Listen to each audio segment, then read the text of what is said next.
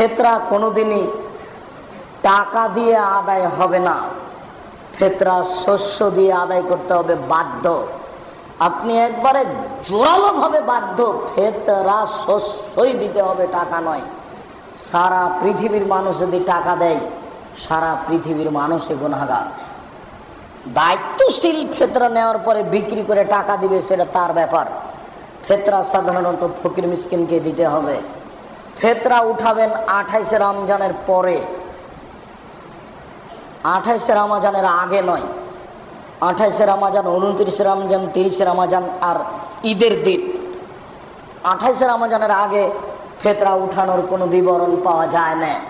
বন্টন আগে হোক পরে হোক তাতে আসে যায় না।